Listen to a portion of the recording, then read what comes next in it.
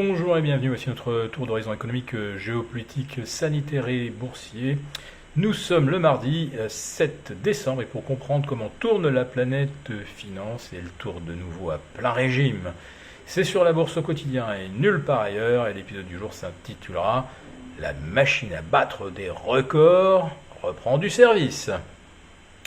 Nous retrouvons le CAC 40 en hausse de près de 2,5% à pas loin de 7030 points. On refranchit le cap des 7000, on se rapproche du cap des 7040 du 26 novembre dernier. Ça ressemble de plus en plus à une reprise en V.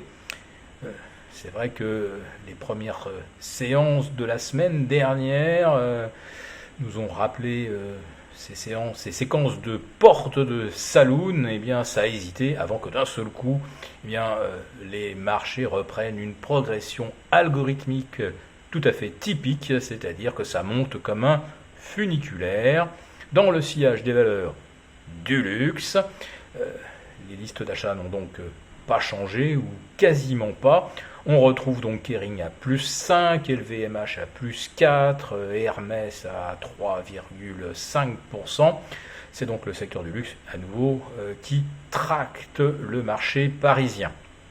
Un marché parisien d'ailleurs qui est même aujourd'hui battu en quelque sorte par l'indice Eurostoxx qui lui affiche un bond 2,5%. Le revoici non loin des 4250. Donc là, les records se rapprochent à grands pas.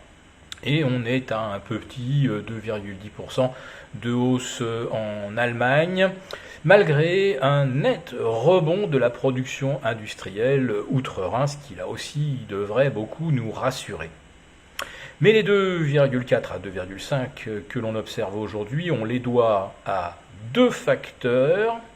Je jugerais que le principal reste quand même cette déclaration du docteur Anthony Fauci, le monsieur santé américain, le conseiller des présidents depuis l'ère Obama, donc presque 15 ans de service sous 3 présidences successives.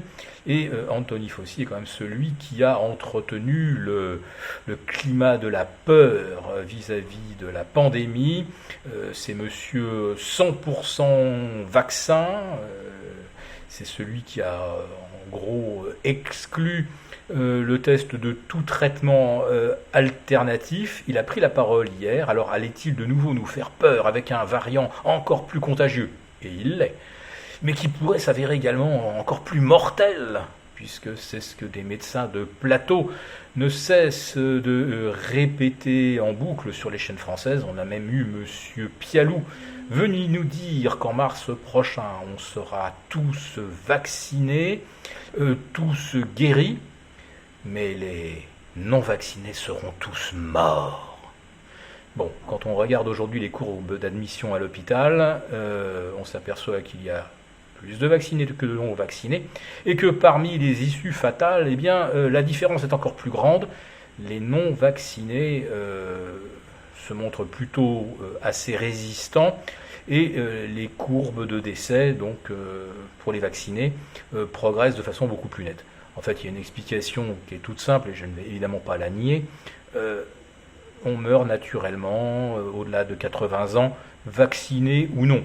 Donc on ne peut pas non plus accuser le vaccin de ne pas vraiment protéger les personnes fragiles, parce qu'il y a un moment au-delà de 80 ans où de toute façon c'est une période où les décès sont évidemment plus nombreux. Voilà, donc M. Pialou dit que tous les non-vaccinés seront morts en mars prochain.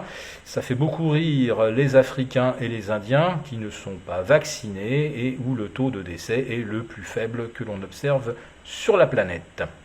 Donc M. Fauci a à son tour déclaré que le variant Omicron finalement n'était pas si effrayant que cela, et que jusqu'à présent effectivement on a très peu de cas de gens décédés des conséquences du variant Omicron.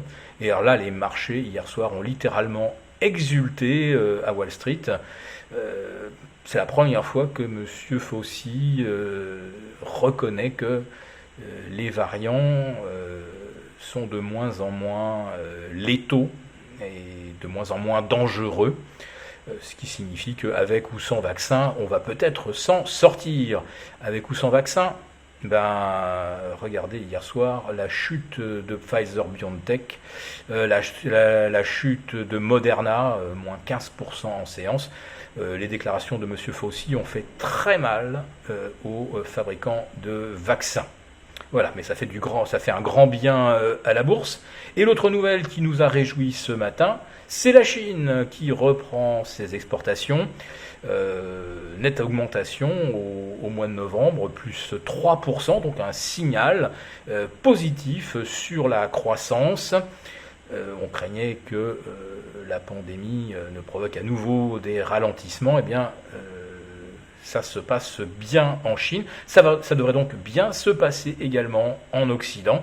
Si la Chine passe plus de commandes, de matières premières, de composants, eh bien, ça veut dire que les commandes vont certainement affluer de la part de l'Europe, des États-Unis. Donc c'est une très bonne nouvelle pour tout le monde. Et les marchés donc le célèbrent de façon assez exubérante aujourd'hui. Si cette vidéo vous a plu, n'hésitez pas à nous mettre un pouce. On vous retrouve dès demain pour une quotidienne et jeudi pour le live avec les abonnés des affranchis.